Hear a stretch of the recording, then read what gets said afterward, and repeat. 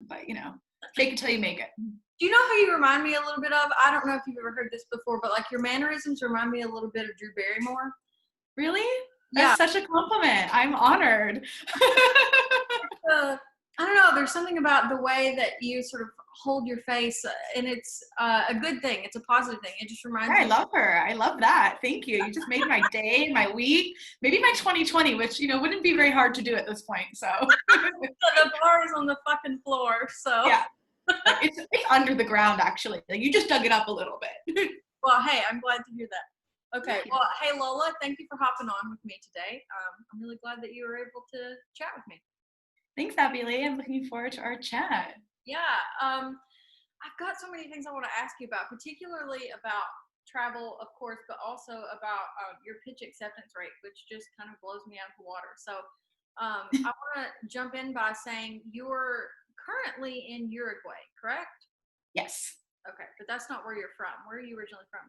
My father is from here, so my parents moved down here about a year and a half ago, and I came here in October pre-pandemic, thinking it would be my base, and then I would be traveling probably for 2 weeks at a time, here for 2 weeks, and kind of keep that routine going. Obviously that halted in March, and I have been here now consecutively for 6 months, which is the longest I have been in one country for the last 5 years. So it's strange, but because this is my fatherland, I'm really enjoying having the time to be here. I've never lived here as an adult. But I was born in the US. My mom's American, so I'm a dual citizen, Uruguayan American. I was born in California. I grew up mostly in Kansas, and then I went to college and worked in LA and New York. So kind of all over the place. Like, got a really multicultural experience, right? I've hit all the coast, West, Middle East, and I spent a little bit of time in Florida. Okay, well, that's another beast. Yeah, we'll forget about Florida. I'm trying to plan a trip to Key West, so it's interesting because I know there are different parts of Florida, and some are worse than others, and Florida is a whole other part of the U.S. So anyway. Yeah. Stay south. You what now? Stay southern Florida, by the beach. You can forget about all the nastiness because it's so beautiful, right? Right. And when you're on the beach, no one who's going to bother you. So yeah, that's part of it. Well, you mentioned that you just said, this is the most you've been in one place in the last 5 years. Like, why is that? Why are you moving around so much? So I left the US 5 years ago, not necessarily with the intention to travel full time. I first moved to Europe. I took a job teaching English, which I'm actually really against. I had no business teaching English. Just because I have a bachelor's degree and I had some career experience does not mean I should be a teacher. I worked in PR and communications and marketing. I can teach that. I do not know how to teach children English. Like, sorry? Teaching European children English, or yeah, in Spain. Okay, got it. But it was, at the time, I was 25 and I was so desperate to get to Europe that I did it. But looking back, it was not a good idea. And obviously, like, traveling the last 5 years, I've met many people who do use teaching English as a way to get overseas. And I just encourage people to have pause and think, would you want you teaching your children? And if you don't have a background in education, the answer is probably no.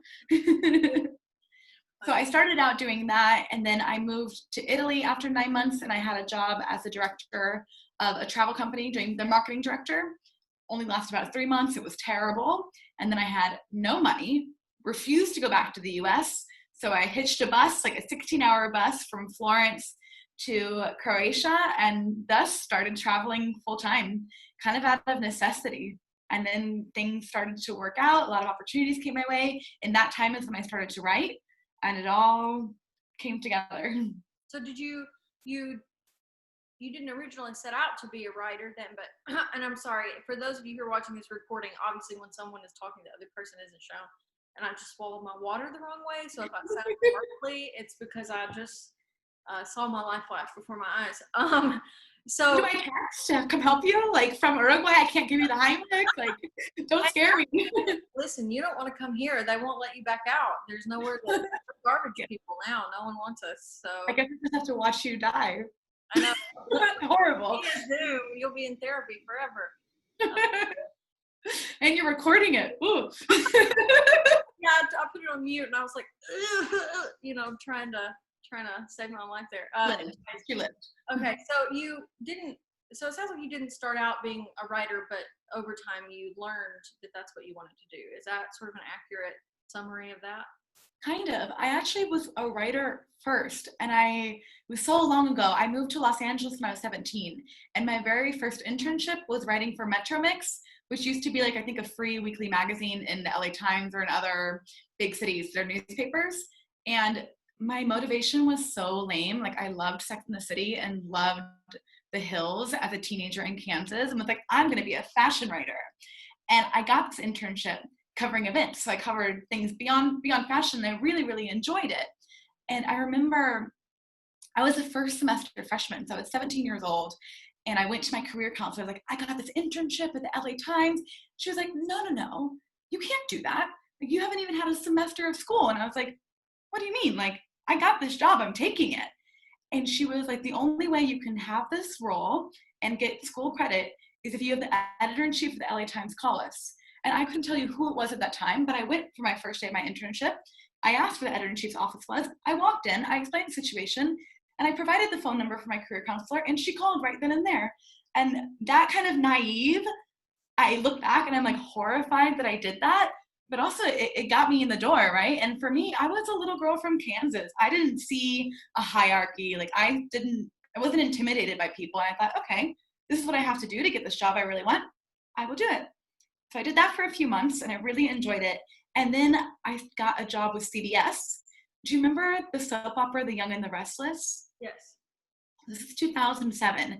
And on the show, some of the characters had launched a fashion magazine and they wanted to launch a blog. I mean, in 2007, like, blogs were like the most basic WordPress today was like a very fancy CBS run blog, right? I mean, it was trash. And I think my career counselor suggested it to me. And I was so jaded because I was the only writer. I was working with Peter McQuaid, who had been an editor at the Rolling Stone. And then Elizabeth Stewart was the stylist. And her assistant was George Kotsiopoulos, who now has the TV show on E! So I was working with these mega people in media and fashion and entertainment. And then little 18-year-old Lola from Kansas. And our first photo shoot was with Katy Perry. And it was the day that I Kissed a Girl went #1, like on the top 40 or something. And I was just so jaded. I never felt like I didn't belong there. I was like, this is what I'm supposed to be doing. But I had no business in those rooms, right? And I really enjoyed it. I was writing about trends and whatnot, but it was California, you know, and I would turn in an article and it would take like 2 to 3 months for them to be like, oh yeah, cool, let's publish it. For instance, I did a review of the Met Gala of all the gowns, and that's May. And I think it was June where they're like, okay, we're gonna get this up next week. I was like, you can't publish this now. It's like old news. Who cares about what some celebrity wore to an event a month ago? And that really motivated me, that experience motivated me to move to New York. Like, I wanted things to be faster. I wanted to be late before I even knew what I was supposed to be doing. But within that time, I also fell into PR and marketing. So my career kind of went that direction. But obviously as a publicist, you do a lot of writing, but it's not so creative. You know, you're writing press releases, pitches to media alerts, event docs, and all of this. So I was doing writing, but it wasn't the same. So I kind of fell away from that. In New York, in LA and New York at both of my schools, I went to fashion schools. So I went to FITM in Los Angeles and LIM in New York City. I wrote for both the fashion magazines that the school produced. And in New York, I took an internship writing for a blog that Zandalee Blay, I think she was an editor at the time at Paper Magazine, so she had launched a separate blog covering news and fashion, and I was blogging for her as an internship. But all of this was like before I was 20, so then like 5 or 6 years passed where I wasn't doing anything being published as like with a byline, right? Plenty of people would publish my press releases and throw their byline on it, and I was like, I wrote this. And then as I started to travel, I wanted to launch a blog. Before I left the US 5 years ago, I was like so certain every single place I go, I'm going to write a guide. Every single place, I'm going to share a personal story. It's going to be so wonderful. And I did that, I think, for the first 2 cities I went to. And like, I never even wrote about Spain, and I lived in Spain for 9 months. Like, it just crashed and burned. I didn't have the time. I didn't have the energy or the motivation. So it kind of fell to the side. And then, as I told you, about a year and a half later, I had left Italy and I was traveling in the Balkans. And I saw this Facebook post in one of these Girls Love Travel, or one of those groups for female travelers, with this woman who, Alex, she runs Travel Fashion Girl, was looking for writers who could write packing guides for cities. And I was like, I travel and I pack every day, and I worked in fashion. I can tell people what to pack to go to places I've been. Like, that's easy. And I sent her a pitch. So my very first pitch was about what to wear in Uruguay. I was like, who better than me to tell people what they should pack to come here? And she accepted the pitch and paid me 5 cents a word. And I was just shocked that I could make a nickel to write win. Like, I just couldn't believe it. For me, it was so much money. And I love doing it. So I wrote for Alex quite often. I think I wrote about 30 pieces in a year for her. And she really held my hand. She heavily edited me, gave me lots of feedback and lots of encouragement, and really built my confidence as a writer. And then I started to pitch other kind of low-hanging fruit sort of travel websites like Matador Network.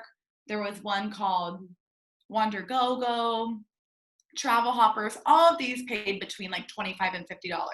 And I just started to send them ideas of things that I had come across or learned, because I'm really, my travels are really motivated now about sustainability, more so now than 5 years ago, but have always been motivated by culture and food and history. So I was learning really cool things that I really wanted to share with people. And I thought, why write about this for my blog when I could make $50 to write it for someone else? And probably 2 to 3 years into that, or 2 years into that, I spent some time in Thailand, and I met a woman who told me about binders. And she added me, and that was a game changer for me. I, for a long time, was just lurking, kind of starting to see how the industry worked, seeing that 5 cents a word is actually really, really bad, and I should be asking for more money. And then started to see more calls for pitches for travel stories. And just like I walked into that editor-in-chief's office when I was 17, just started to send pitches. Because I feel very grateful with my background in PR and marketing has taught me to be very nimble and resilient. Because when you're a publicist sending a pitch, hardly anyone responds to you. And most people are like, no, I hate this, fuck off. And you're just like, okay, next. So I maintain that kind of mentality where when I get a rejection, I'm like, thank you so much for letting me know this isn't for you. Now I can go find the right outlet for it. Like, every rejection is an opportunity. Most of the time when an editor says no to an idea, if I have nothing else for them, I don't respond. But usually I'll respond and say, thanks for letting me know. Are you looking for any specific pitches right now? Or like, can you give me an idea of what your needs are editorially so I can send you some ideas that are a better fit? Like, I try to keep that conversation going. And that's really worked well for me. And then the second I get the rejection, I blast it off to the next publication. Oftentimes I'll kind of have a list of 5 or 10 publications where I think this pitch could be a fit. Usually I'm pitching at the highest paid option first because I want to make a living, and then kind of making my way down. Also, I feel like I apologize for this every video, but I have this leather couch and it sounds like horrific every time my body. Anyways, yeah, it's interesting that you say, hey, for every pitch, I've got 5 to 10 publications, and I'm usually pitching at the highest paying one first, because unfortunately, as freelancers, there's an element of strategy to what we do that has very little to do with creativity. And I think, I just launched a case study sort of course program for writers, and that's a lot of what we talk about, which is it's not like underhanded or dirty to think about it from a financial point of view. Like, you have bills to pay, and overcoming this like starving artist kind of mentality, or the imposter syndrome of like, you deserve to be paid more, like 5 cents a word. Yeah, I mean, of course we've all done it, especially when we're starting out, but once you learn that you can command more, it's like, oh wow, I can maybe make a living doing this. Obviously it's more difficult now, but so what have you been pitching now that you're in one place? How has coronavirus changed the things that you're writing about? It changed everything, right? I mean, travel died before the virus really hit the US. Like, I was already seeing in January and February, I spent 3.5 years in Asia. So a lot of my ideas still that I'm trying to get out there are from that region.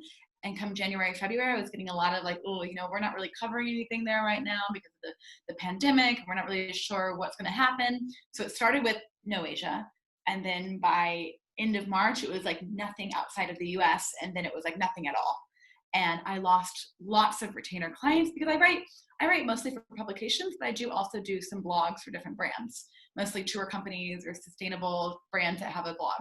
Obviously, they all lost their budget, right? Because the first thing that's going to go when they no longer have consumers booking their tours or buying their product is their marketing budget, and within that is going to be their writing budget. So a lot of this kind of anchor client work that I had was just gone, and travel was gone, and I had to deal with that. I mean, professionally and personally, right? It was so unusual for me. I really felt like I had to mourn it. And, you know, I always came back to gratitude that I was so fortunate to be here in ROI, where we have universal healthcare, where my family is nearby, where the pandemic is being taken seriously and the government's really taking care of people first, you know. But I had a lot of times where I was like, well, this fucking sucks. Everything I just worked for 5 years is gone forever. Like, I was so dramatic. But I'm nimble, and I've always been nimble. And I started to think, okay, what can I write? And I've always wanted to write more sustainability pieces. So I really upped my ante, sending out ideas like that. And I do think sustainability is something more and more people have thought about in this time, especially all those kind of trendy pieces that talked about the earth is healing, which it isn't. But, you know, that kind of got people who don't necessarily think about sustainability environmentally or socially, got people thinking. So I found some success landing those. And then I also started to write some health related stuff, which I really didn't like. It was so heavy for me. I'm not equipped for that. It's not what my background's in. And I was interviewing my friends who are on the front line. So I had a childhood friend who at the time was 7 months pregnant, and she was an emergency room trauma nurse and was telling me, you know, I don't have PPE. I'm given one N95 for a week. And I was like, we have to tell this story. And I got to write an as told to piece for Elle about it. So it was huge. And I really felt that her story in particular, especially for me being from the Midwest and knowing how people love a conspiracy theory or don't want to be controlled, I really thought they would relate to this young pregnant mom and realize, if I just take a step to stay inside or wear a mask, I'm not further endangering her life and the life of her unborn child. You know, like that. Did they react that way to that story? I think within her community, yes. Like, I had a lot of people from high school that I haven't talked to in a long time reaching out to me, being like, oh, wow, this is amazing. I thought you were about to tell me that people, like, you know, jumped on your ass about it or something and reacted badly. People jumped on her ass in the comments, you know, and I had to tell her, like, I don't read the comments. I don't think you should read the comments, because people were like, comments. I learned that this week, hardcore. Don't read the fucking comments. Don't do it.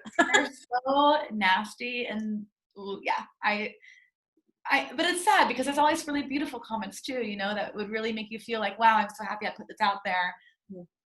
But I avoid them altogether in order not to be kind of like attacked by the nasty ones. But I think Elle posted a photo of her on their Instagram feed, and a lot of people were commenting like, well, why don't you just stop working? Or like, why are you putting your baby at risk? Or like, you know, God would want you to do this. And I was like, Brooke, who's going to pay for my food? My good looks? What do you mean stop working? Like, I don't understand people. I truly do not. And especially her line of work, this is why she does this job. She wants to help people in a crisis, and she has the skills to do it. So, you know, that she wasn't going to stay at home. She didn't want to have to do that. And then I have another friend who is a anesthesiologist nurse. So she was the one actually intubating patients. So I mean, her face she's about to kiss these coronavirus patients, right? It's they're gurgling, they're choking. We know it's airborne, right? Right. And she also had very limited PPE. I mean, I think she bought her own like oversized glasses to try to like protect her eyes, and just all these crazy things she was doing. So I got to interview her for Self, and quite a few other Q&As for Self, as in how people are spinning. Like, I interviewed a distillery that was now making hand sanitizer and passing it out for free in their community. So those stories really gave me a lot of hope, but were also really difficult to write and to report on, because it's just so heavy. And in this time, we have to be looking out for our own heaviness. And as writers, we often are absorbing other people's heaviness too. And you have to be able to process that. Like, it's almost like secondhand trauma sometimes, you know? I was going to say, it's very reminiscent to me of secondhand trauma or secondhand smoke, you know, like, just because you're not the one who's holding the cigarette doesn't mean that it doesn't get to you. I mean, I still have some stories that sort of haunt me, like this zoo investigation that we did, knowing so I did an investigation on a local zoo, and their practices are questionable. And then we had someone follow up and said, hey, there's things that you don't know about that are even worse that are going on. And knowing about like animal abuse and alleged death is really, it sticks with you. So that's something I think writers should talk about more often. I mean, just, what was it, Friday, I sat in front of my computer for 6 hours and I got 2 things done because I was struggling mental health wise. Some days it's hard, and writers get depressed. Our jobs are depressing. One thing that I have learned in the past week, as I've gotten like this horrid hate mail, like threatening my life hate mail, I mean, it's an occupational hazard, and it shouldn't be that way. But I don't think we always realize that or talk enough about it. Like, there are real consequences to the work that we do, and it sort of sticks with us. And people think just because we're putting our names out there that they have access to us. Right. And that we're open doors and that we should have to deal with their abuse, and we don't. I mean, I had someone DMing me on Instagram yesterday about another writer, and this is from like a fake account, like a flower, and they posted 2 photos, and they're like, because I've been very outspoken about why I think leisure travel is quite irresponsible right now. And I just was interviewed in the Washington Post about it. And this person was the piece that was, I remember the headline. It was something like, traveling was once social currency, now it will get you shamed. Yeah, I remember that. Such a good headline. Very, very good headline.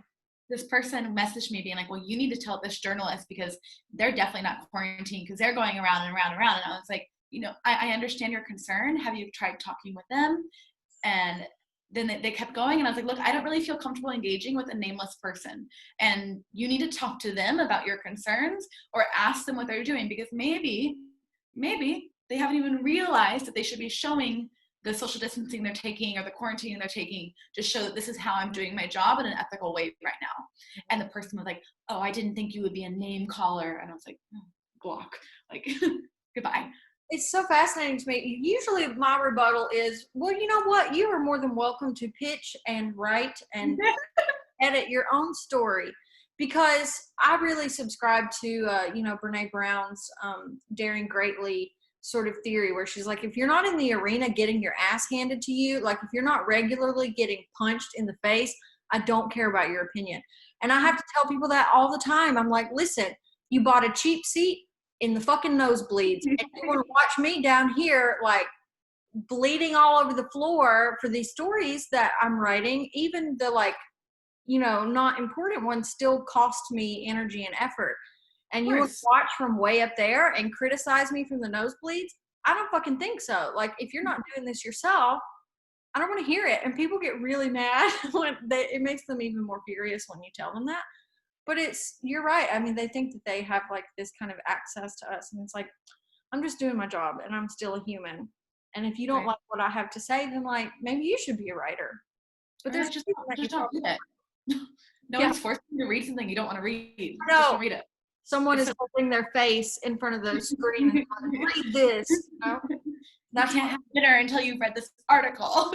No, not for you. Like, finish your dinner, child. No supper until you've finished your daily, liberal agenda reading. I just don't get it.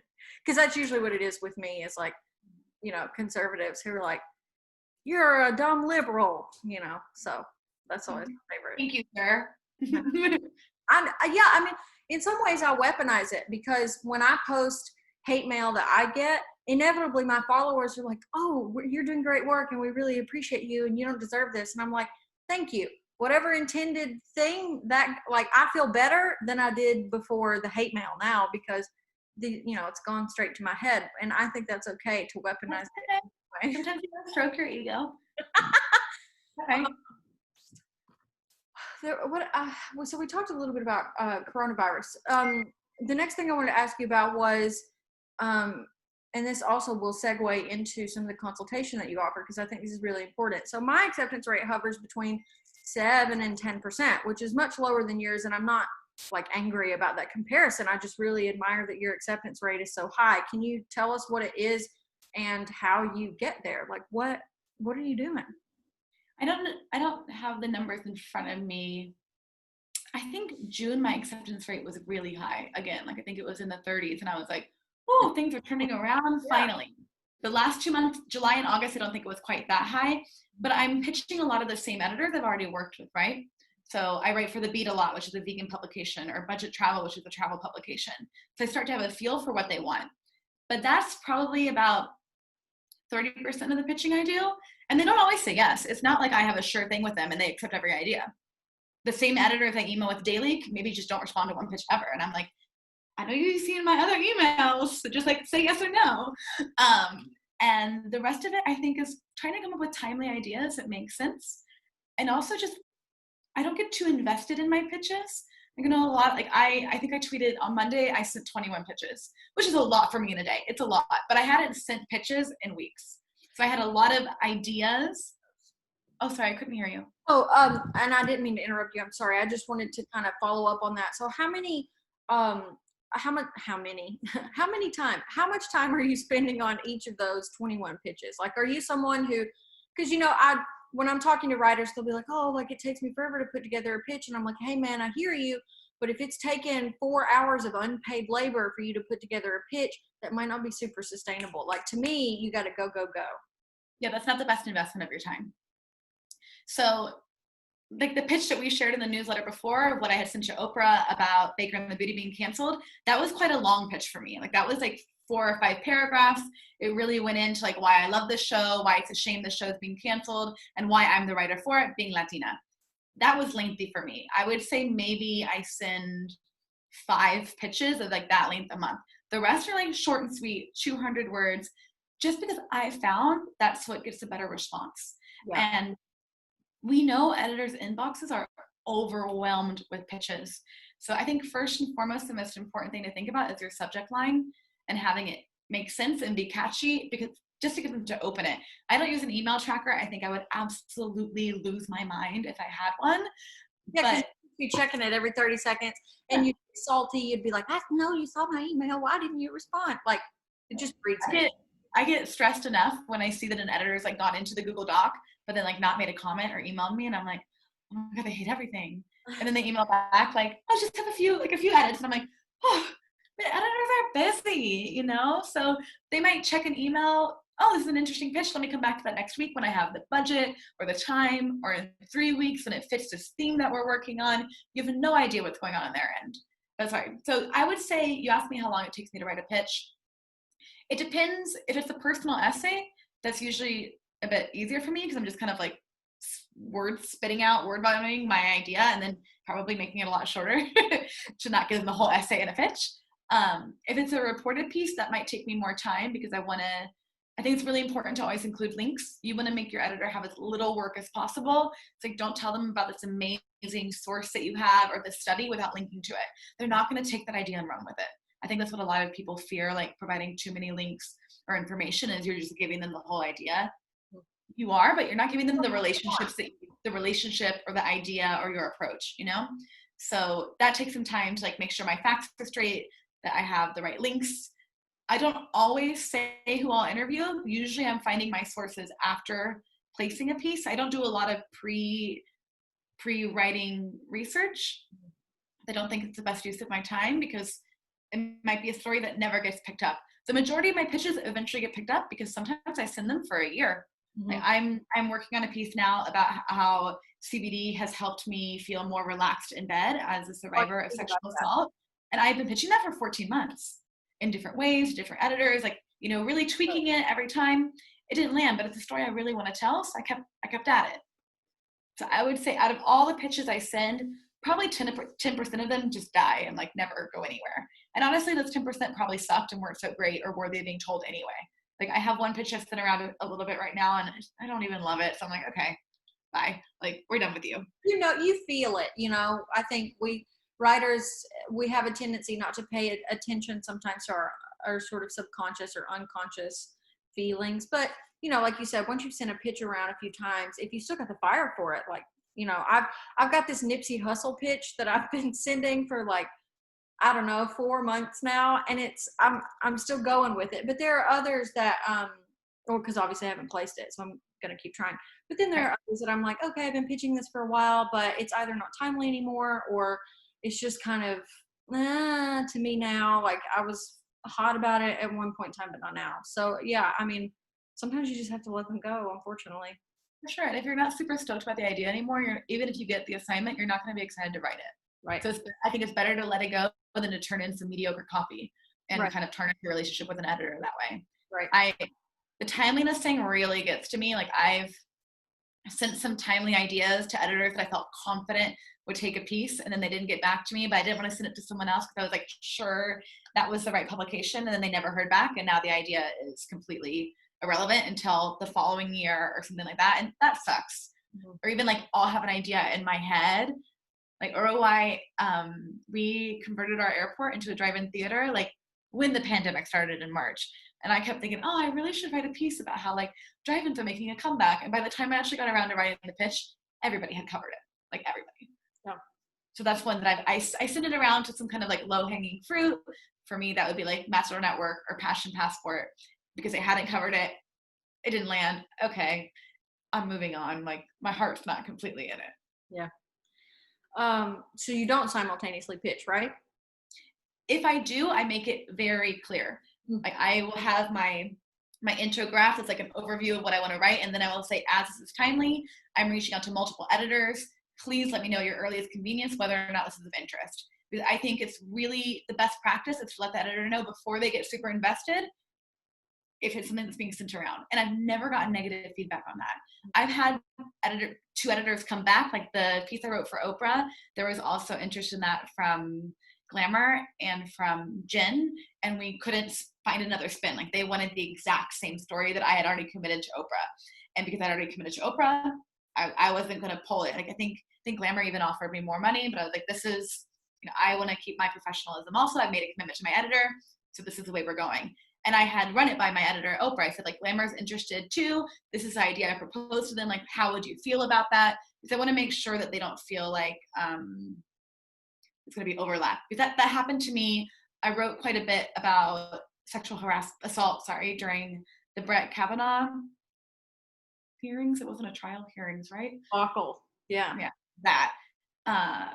And I had already pitched an editor at InStyle a piece about finding my rapist on Facebook before this all started. And then in the editing process, this all started and she wanted to add in a news hook. And so then we folded that in. But I had already been assigned another piece of paper where I really wrote in detail about what happened to me and related it to what was happening with Brett Kavanaugh, because I was a teenager and I was in high school. So the whole idea was that what happens in high school doesn't stay in high school and it has lifelong effects. So I felt like those were very different. And then with She Knows, I was writing a piece about how this Brett Kavanaugh thing was allowing me to finally feel like I could tap into my anger about what happened to me and be vocal about it. So for me, all three were very different. But one of the editors emailed me being like, hey, did this idea come around before or after? And I explained to them that they were all separate and there was no overlap. Like I ran myself through I forget the name of the application, but we're like a copyright kind of thing to make sure I hadn't copied myself or like plagiarized myself. I knew they were similar topics. I find it really hard to spin a personal experience into multiple articles. I know other people who are great at that, especially travel writers who go on like one press trip. Like I have a friend who went on a cruise and she wrote like 10 articles about this cruise and about their sustainability. And I was like, how did you do that? Like, cause I struggle with that. I don't know that I could get 10 articles out of one trip. It sounds like we are similar in some ways on simultaneous pitching, but maybe also a little different in some ways. And so I love seeing how other writers handle that particular issue because it's so divisive, I find. I think one of the best scenarios that are a good example of that, because I've actually, I've simultaneously pitched quite a bit. And I like hearing that you said, the best practice was to let editors know. I haven't done that. I've just pitched them. I will say something like, this is really timely, so I look forward to hearing from you. But I've also never had two editors want the same thing. And I think that's just luck of the draw for me. Yeah, that's the risk you took. Right, yeah. And so I always tell writers, if you are simultaneously pitching, there are consequences.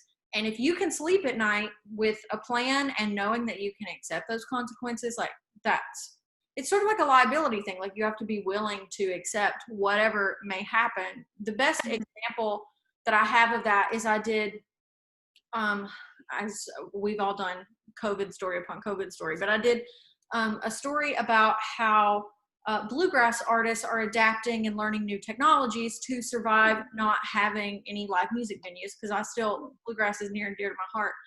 And so I did one that was like a local crop of sources for a local publication, and then a national crop of sources for a more national publication. And so that was kind of how I got like same news hook, but different sources, different story, and their answers for the problems were different. But yeah, I mean, that was like, I don't think I could get 10 stories out of that. No. And that's not even a contained cruise. That's amazing to me. I really feel like simultaneous pitching needs to be more widely accepted. For instance, the story I was talking about, Costa Rica celebrates their Afro-Latino heritage at the end of August, and I pitched it in June to a publication that I was sure would have it. And I had sources lined up. I had spent time in the Caribbean part of Costa Rica where there is a strong Afro-Latino community, and I was like, this is the place. And it felt like the kind of thing where I couldn't really call it timely because it's an annual event. You know, it wasn't really like in the news cycle. But if I had just sent it out to multiple places, I would have gotten to write that story. And now I've like put it away, but let's see if I remember next August that this is happening. I don't know. Maybe I'll put a note in my calendar, but yeah, I mean, you're right though. It should be more widely accepted, and I think it's up to each person how they handle the sort of details and inner workings. And like you said, I really like what you did is, going to Oprah magazine and being like, hey, Glamour is interested. How do you feel about that? I think that's really professional of you. And I, in most cases, am less professional than that, because I just, there's nothing that like irks me more than the financial situation of writers. Like, being someone who sometimes can't afford to buy a fucking hot dog, like, I know that writers are broke. Like, most of us are broke. And so the, sort of picket sign that I'll always hold is simultaneously pitching, because, I just feel like there's a lot of this etiquette stuff that just feels a little bit, it gets close to not necessarily gatekeeping, but it does keep away access and opportunity for writers. So it's always interesting to hear how other people handle that, and to learn some new tricks, I've been tuning into plenty of Tim Herrera's like the free Bitchin. They've been really interesting. I mean, I learn something new every time. But a lot of the editors have been like, yeah, it takes me a month to respond to a pitch. And I just want to like shake the screen and be like, do you know what that means for us? That means a month that this idea that we had that we need a place to make money, we have to wait. And within that month, we might have placed it somewhere else. So I really think simultaneous pitching needs to become the norm, even for evergreen pieces. It needs to be normal to say, hey, sorry, it's been 2 weeks. This piece has been picked up elsewhere. Yeah. It doesn't have to be a big drama. However, I understand that when editors accept a pitch, generally they might have already taken that idea to a pitch meeting. They might have already looked at their editorial calendar and made room for your story even before emailing you back. So it needs to be a whole paradigm shift in the way this works. That I think they should first, in my dream world, an editor first is responding to the writer, hey, I'm into this. I need a week to like sort out the details. And then you can kind of take it off the table and put it on hold for 1 week for that publication. Onto it. Mm-hmm.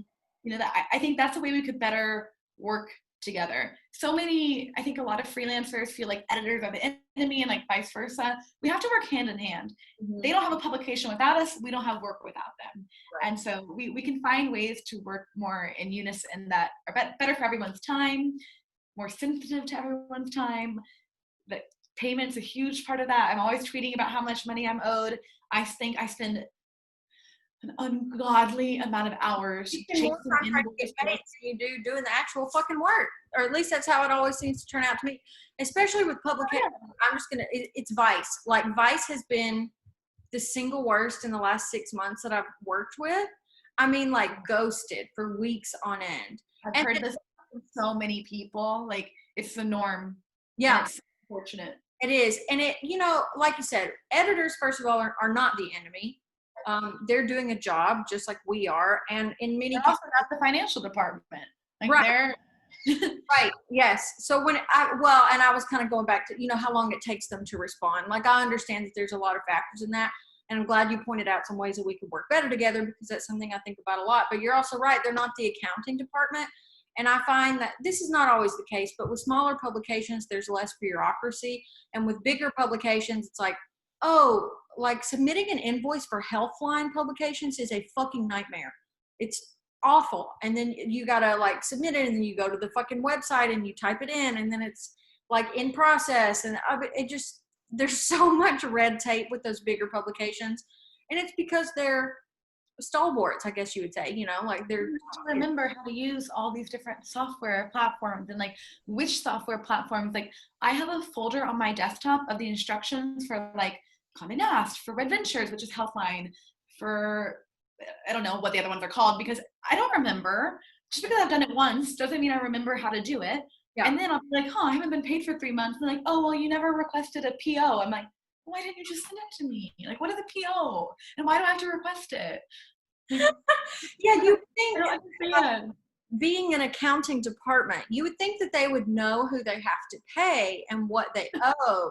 You'd think that that would go into budgeting, because that, I mean, I budget out, I have to pay my light bill and I know how much it costs. Like you would think that they're having some kind of cognitive function around budgeting, but it just, although I will say there is one publication I write for, No Depression, and I don't have to send an invoice. Like 2 weeks after, yeah, I love it. 2 weeks after whatever is published, you just have the money in your bank account. And it's like, hello, can we all do this? This is fabulous.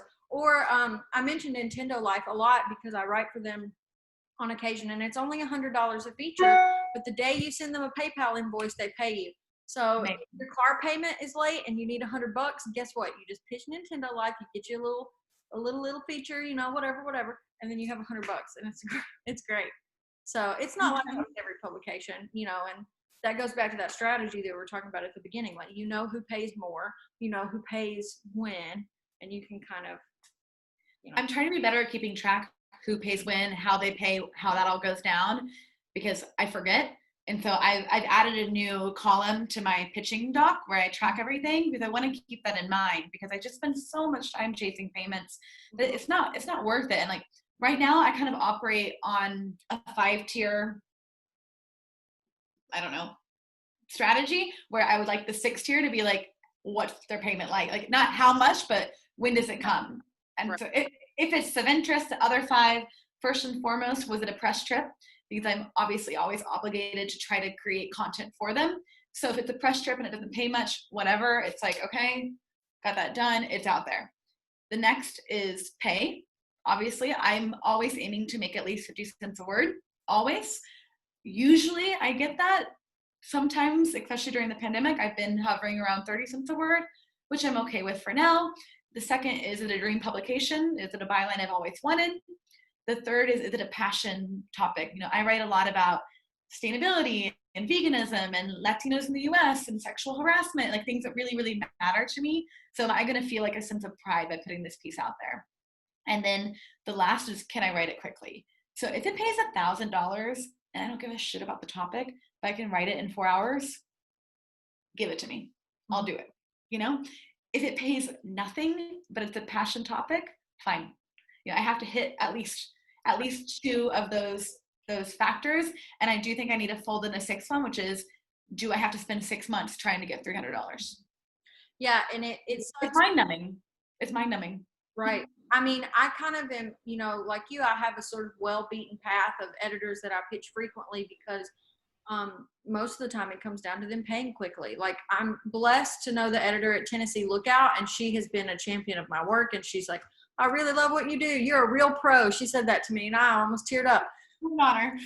And they pay great. Like, you know, or at least for me, because my rate is generally like with Cosmo, Vice, Insider, MTV, the rate has all been the same, $300 to $400 for a $1,200 feature, which is not great. It's not where I would like to be, but it's kind of my bread and butter. You can get them up. I've made more from those publications. Yeah. Ask for more money. Yeah, you've negotiated up. The worst someone can say is no, and then you accept the original rate. Yeah. Honestly, that doesn't happen very often. Usually you're at least getting like $50 more. Mm-hmm. Because you sent an email. And like, I keep it super casual. Like, I'm like, oh, I'd really love to write this for you. My base rate is 50 cents a word. Do you have any wiggle room? Can we bump this up? Mm-hmm. Or like, hey, usually for that kind of piece for 1,000 words, my fee is like 500. Can we do that? And I try to reflect the tone that my editors use with me.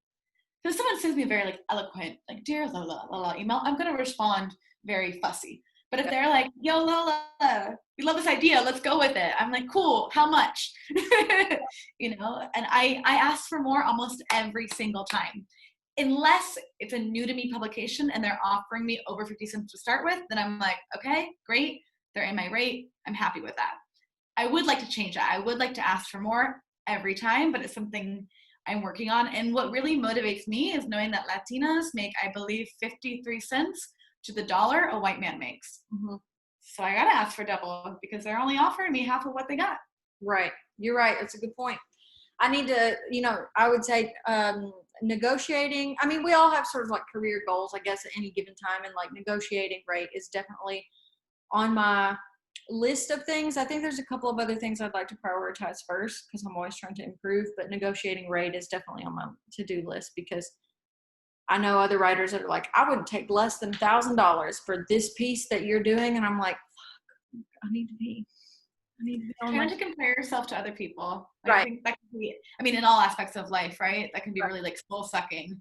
Well, it's apples to oranges.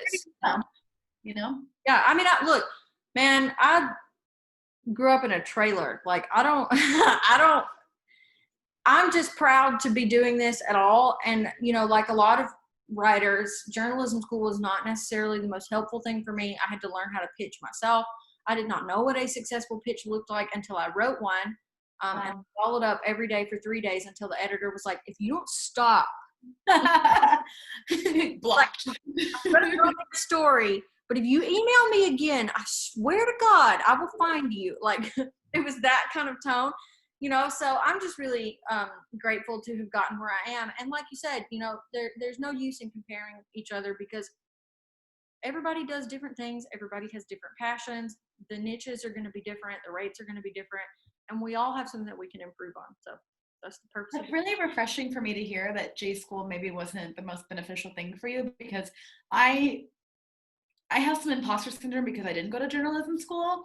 And especially like things like ethics, I've read a lot about. I feel like naturally I'm quite an ethical person.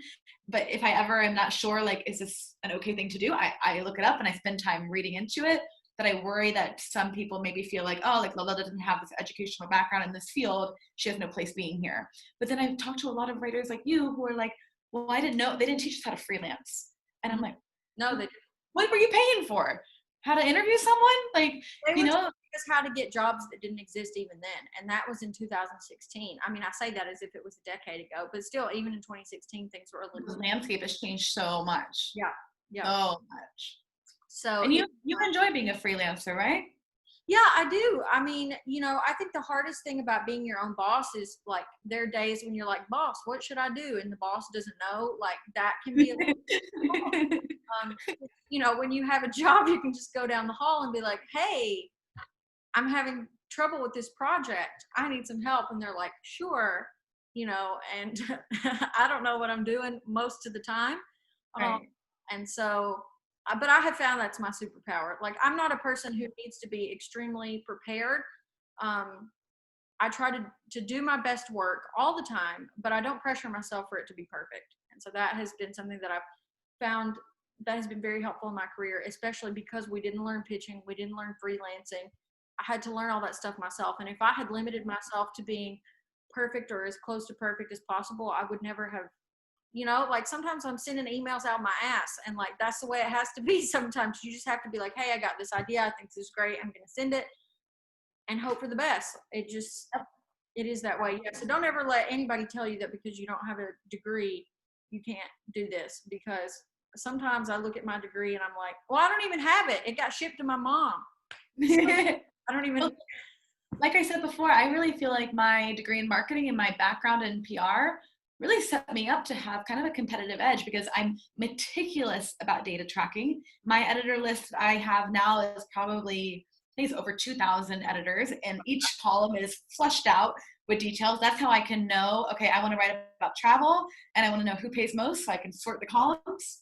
All my travel editors, highest to low, start from the top, right? Or that I am really resilient when it comes to rejection. Like those are the kind of things that I learned through having a non-conventional background when it comes to journalism. But media is media, and when you're on one side of it, you can start to understand the other side of it. So Yeah, that helps. And sorry. Sorry. I was just saying, I personally love being freelance because I write about whatever I care about. Like my ideas stem from my own life and what I'm passionate about and what I want to learn about. And I don't know how well I would do if I was on a travel desk or on a lifestyle desk, a food desk, and could only write about one particular beat. I think I would lose the love for it. You know, I really enjoy that every day is different and that the days are based around the kind of things I want to be doing. Like I don't take a lot of assignments. I have a lot right now for Hispanic Heritage Month, which I'm really grateful to have. That is relevant for me and I enjoy it.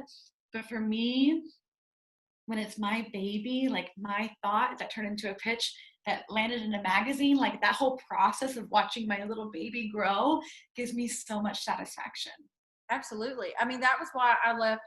You know, I worked for a nonprofit. I was a director at a nonprofit. I did not non-executive director, director of communications. I hated it. I was a social media manager for a digital marketing company. I used to do Dolly Parton social media, and I even grew to hate that. Fun. Yeah, it was fun for a while, but like you said, you know, you're not sort of in charge of your own destiny, and there's a lot of like show up at your desk and you be there and you do what are told to do and no think, and it just wasn't for me. But hey, I wanted to ask you about real quick before we go because it's almost 3:00.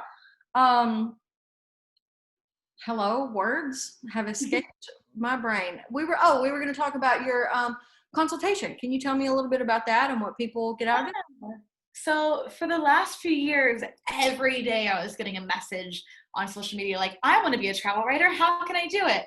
And I would spend so much time giving people advice. And I was like, wow, fuck, could have made a couple $100 in the last 4 hours that I've been talking to this person if I had been pitching and writing an article. So I started to have some boundaries and tell people no, which was very difficult for me. But I had met a few women while traveling that were really, really interested in breaking into this field and really had the experience. So I started a private Facebook group for like 5 friends and would just kind of throw in tidbits and advice and calls for pitches and edit pitches or, you know, send suggestions like where this could go. And that was for like 2 or 3 years. I was kind of building up this expertise, and they were always like, well, like you need to charge people for this and expand it. And I was like, oh, there's so many bullshit marketing, like do what I do and you will have my life kind of programs out there that I was really afraid that people would see this as that. But then I realized I actually have a track record to prove that I know what I'm talking about. And especially being self-taught, like I have this tool book that I've created, or tool belt, like that I've went out and found all the things that needed to go into it myself. So I really feel like I can help people. And I really enjoy helping people, like maybe more so than writing my own pieces. When an article comes out that I help someone either like crystallize the idea or like give some suggestions on those sources, I feel so proud for them, you know, that helping someone else reach that accomplishment. So at the beginning of the year, I launched a consultation service. And basically, it's an hour-long chat, but beforehand, you send me 3 to 5 pitches, like fleshed out as if I'm the editor, and I go in and workshop them with doing like the tracking in the Google Docs. So you can see the changes I'm making. I leave comments about like, you know, I think this needs to be fleshed out more for this, or like what vertical is this for? You know, really trying to critique it as heavily as possible. Like it's not sugar-coated. I'm going in there. And then I do all that before the call. So then on the call, usually about 30 minutes for going through line by line and going through any questions. And then the other 30 minutes is them asking me whatever they want to ask me. I think the real benefit, or the extra benefit, is that you get to join this Facebook group. And within there, I'm posting calls for pitches every day. And we also have an Excel sheet. I believe now it's over 1,000 editorial contacts that we keep updated. So there's one member who's in the group. She has free access to the group, and she's like our database queen, you know? Yeah. And so it's a $200 investment, but if you send one pitch from this call, you can easily make that back if you put in the effort. Like I'm handing you the tool belt, now you have to go do the job. And then we build a relationship. You know, I always encourage people not to DM me with their questions, but to put them in the group, because the question you have, someone else definitely has, and I don't have all the answers. I'm only sharing what has worked for me based on my experience and what's not worked too. Like I've had plenty of failures, plenty of mistakes to learn from, you know? So I really enjoy it. It's been really great for me. I think I've done about 20 this year, and a lot of people have been rebooked. because sometimes when you're first sending pitches, it's really scary. And like, you can read there are lots of blog posts about like what a pitch is, but really what's most important is to read the pitch guidelines of the publication, right? That like to pitch the way the editor wants to be pitched. I mean, this is a crucial communication tip for all aspects of life, to communicate with people the way they want to be communicated with. Sorry? Well, I was going to say, even going down to the subject line, if they tell you they want to see a specific subject line or something in that subject line and you don't include it, you've just counted yourself out. You're done before you've even gotten started. Absolutely. And I, like, for instance, I have a webinar on Saturday where I'm talking about breaking into freelance writing, and I did one earlier this quarantine, who knows what month it was, but I created a document where I included like what I always put in my subject line and like how I find my story ideas, and it's linked on my website that I can send to you. It's on YouTube, so anybody can watch that anytime. Your website as well, so that people can go check out more about that if they want to. Great. Well, is there anything else that you want to mention before we go? No, this was so fun. I love learning more about your background too, and like what it's been like for you as a freelancer. I love reading your pieces and watching your career blossom. So I'm so grateful for this like social media office we have, right? Like it almost feels like a water cooler sometimes. And I've made really strong connections with writers all around the globe thanks to Twitter. And it's when I think about like writers that I know, I'm like, well, I know Sonia Weiser, and I know Lola, and then I know that there's Tim Herrera, and I need to check out what he's doing. You're right. It's almost like a little office, and you can go down the hallway and you can make connections and talk to people. So that's something I've been trying to do more of. And like I said, I really admire your work, and I like love the, transparency that you show your followers. And, even when it's not necessarily positive, it's like, hey, people owe me money.